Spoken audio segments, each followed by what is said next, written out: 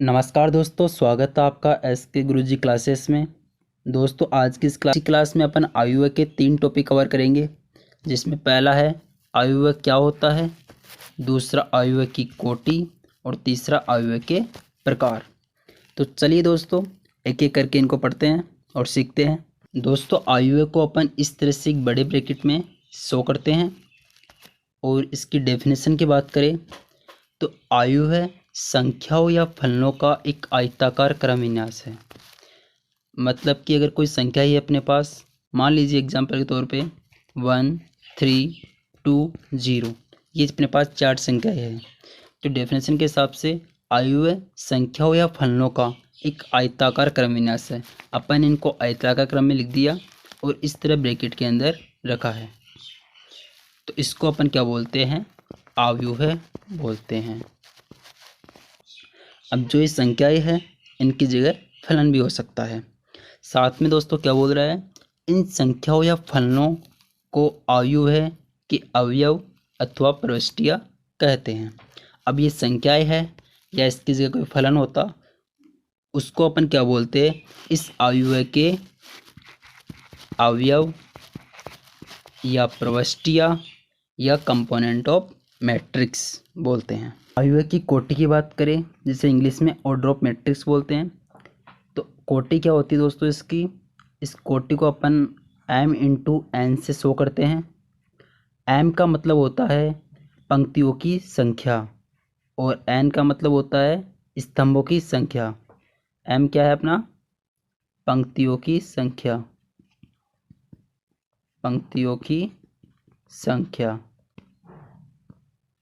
और n क्या है, स्तंभों की संख्या। एग्जाम्पल लेके अपन समझते हैं कोटि को कैसे लिखते हैं। मान लीजिए एग्जाम्पल आयु का 1 2 3 4, ये मान लीजिए एग्जाम्पल है। तो इसमें अपन बात करें m इंटू एन की। m क्या होता है, पंक्तियों की संख्या। दोस्तों ये होती है आयु की पंक्तियाँ, और ये खड़े वाले क्या होते हैं, इसके स्तंभ। तो पंक्तियाँ कितनी है, 2, तो 2 इंटू स्तंभ कितने हैं, 2। तो इस मैट्रिक्स या आयु की कोटि कितनी हो गई, 2 इंटू 2। एक और एग्जाम्पल ले लेते हैं दोस्तों, 1 3 0 4 9 8 3 2 0 0 4 1, ये मान लीजिए कोई आयु है, इसकी अपन को कोटि बतानी है। तो कोटि अपन जानते हैं क्या होता है, m इंटू एन।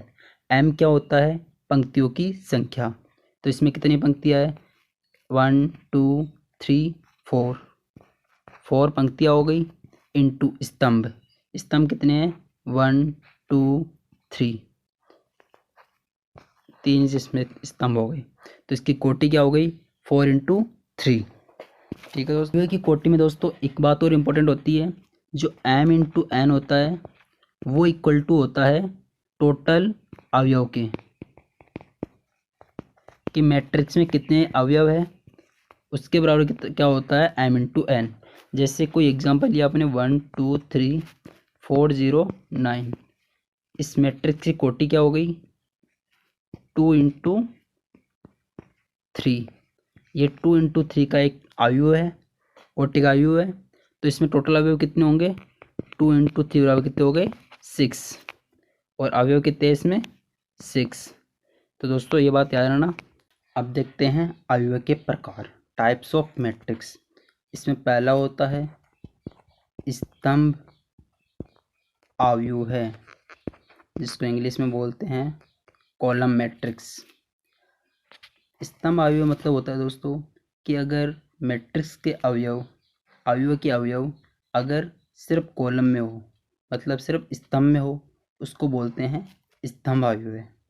एग्जाम्पल देखिए, तो 1 और 4, ये कोई आयु है, ये किसमें सिर्फ स्तंभ में है, इसकी कोटि क्या है, 2 इंटू 1, तो वो क्या हो गया, स्तंभ आयु है। और एग्जाम्पल देखिए 1 4 3, ये क्या है, स्तंभ आयु है, 3 इंटू 1 कोटि का स्तंभ आयु है। दूसरा बात करें, पंक्ति मैट्रिक्स। पंक्ति अवयव है कि अगर अवयव के अवयव सिर्फ पंक्ति में हो उसको क्या बोलते हैं, पंक्ति अवयव है। एग्जाम्पल देखिए 1 2, ये कितनी कोटि का है, 1 to 2 कोटि का। और एग्जाम्पल देख लेते हैं 1 3 4 5, ये भी एक तरह का पंक्ति अवयव है। थर्ड होता है वर्ग अवयव है, इसको इंग्लिश में क्या बोलते हैं, स्क्वायर मैट्रिक्स। स्क्वायर मैट्रिक्स क्या होता है दोस्तों कि अगर अवयव की कोटि 1 into 1, 2 into 2, 3 into 3, 4 into 4 इस टाइप से हो तो आपका वर्ग अवयव कहलाता है। एग्जाम्पल बात करें 1 2 3 4, ये 2 into 2 का एक आपका वर्ग अवयव है। 4, ये 1 into 1 का एक वर्ग अवयव है। इस तरह से देख दोस्तों 1 0 3, 2 0 1, 3 5 2, ये 3 into 3 का एक वर्ग अवयव है। फोर्थ है विकर्ण अवयव है।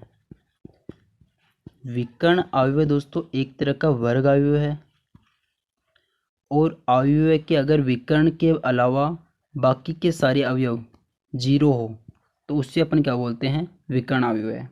एग्जाम्पल की बात करें तो 4 0 0 3, ये एक तरह का वर्ग अवयव है और साथ में विकर्ण के अलावा बाकी अवयव 0 है, इसको अपन बोलते हैं विकर्ण अवयव है। एक और एग्जाम्पल देख लीजिए 1 0 0 0 2 0 0 0 4, यहाँ पे देखिए विकर्ण के अलावा बाकी अवयव सारे 0 है और ये एक तरह का वर्ग अवयव है। फिफ्थ की बात करें अदिश अवयव है। अदिश अवयव है, इंग्लिश में बोलते हैं इसको स्केलर मैट्रिक्स। अदिश अवयव दोस्तों एक तरह से विकर्ण अवयव होता है। इसमें फर्क ये होता है कि विकर्ण के अवयव सेम होते हैं। एग्जाम्पल 0 -1, अगर विकर्ण के अवयव सेम है और उसके अलावा अवयव 0 है तो इसको बोलते हैं अदिश अवयव है। फॉर एग्जाम्पल और ले लीजिए √3 0 0 0 √3 0 0 0 √3, ये एक तरह से विकर्ण अवयव है, साथ में बाकी के अवयव 0 है और आपके विकर्ण के अवयव सारे सेम है, उसको अपन बोलते हैं अदिश अवयव है। ठीक है दोस्तों, कन्फ्यूज नहीं होना विकर्ण अवयव और अदिश अवयव में। विकर्ण अवयव में क्या होता है कि विकर्ण में अवयव होते हैं, अब वो अवयव चेंज हो सकते हैं। जैसे यहाँ पे -1 की जगह 1 हो सकता है और यहाँ -1 की जगह 3 हो सकता है। लेकिन अदिश अवयव में विकर्ण के अवयव सेम होंगे, बाकी अवयव 0 होंगे, उसको अपन बोलते हैं अदिश अवयव है। सिक्स्थ है तत्समक अवयव है, इसको इंग्लिश में बोलते हैं आइडेंटिटी मैट्रिक्स। तत्समक अवयव क्या होता है, ये एक तरह का विकर्ण अवयव होता है, लेकिन इसमें जो विकर्ण के अवयव है वो 1 होते हैं और बाकी के अवयव क्या होते हैं 0, उसको बोलते हैं तत्समक अवयव है। कि अगर आपके विकर्ण के अवयव 1 है और बाकी अवयव क्या है आपके 0, उसको अपन बोलते हैं तत्समक अवयव है। सेवेंथ है दोस्तों शून्य अवयव है, जीरो मैट्रिक्स। जीरो मैट्रिक्स में क्या होता है कि अगर आपके अवयव के अवयव सारे ही 0 हो उससे बोलते हैं अपन शून्य मैट्रिक्स।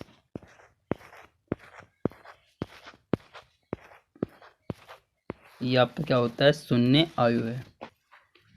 एक बार थोड़ा शॉर्ट में देख लेते हैं टाइप्स ऑफ मैट्रिक्स को। पहला आपने पढ़ा था स्तंभ मैट्रिक्स, स्तंभ अवयव है। स्तंभ अवयव मतलब क्या होता है कि अगर अवयव में अवयव सिर्फ स्तंभ में हो उसको बोलते हैं स्तंभ अवयव है। सेकंड होता है पंक्ति अवयव है, रो मैट्रिक्स। रो मैट्रिक्स मतलब क्या होता है कि अगर आपके अवयव के अवयव सिर्फ पंक्ति में हो उसको बोलते हैं पंक्ति अवयव है। थर्ड था वर्ग अवयव है। वर्ग अवयव में क्या होता है कि अगर आपके अवयव की कोटि 1 × 1, 2 × 2, 3 × 3 इस टाइप से हो तो उसे अपन बोलते हैं वर्ग अवयव। फोर्थ था अपना विकर्ण अवयव। विकर्ण अवयव में क्या होता है कि अगर विकर्ण के अलावा बाकी अवयव 0 है तो उसको बोलते हैं विकर्ण अवयव। फिफ्थ था अपना अदिश अवयव। अदिश अवयव में क्या होता है, ये एक तरह से विकर्ण अवयव होता है, लेकिन जो आपके विकर्ण के अवयव है वो सेम होते हैं, जैसे -2 बाकी अवयव आपके 0। ठीक है। सिक्स्थ पढ़ा था अपन ने तत्समक अवयव। तत्समक अवयव में क्या होता है कि जो विकर्ण के अवयव है वो 1 होंगे और बाकी के अवयव आपके 0 होंगे, उसको क्या बोलते हैं तत्समक अवयव। विकर्ण के अवयव 1 बाकी अवयव 0, उसको बोलते हैं तत्समक अवयव। सेवेंथ अपन ने पढ़ा था शून्य अवयव। अगर आपके मैट्रिक्स के सारे ही अवयव 0 हो तो उसको अपन बोलते हैं शून्य अवयव। ठीक है।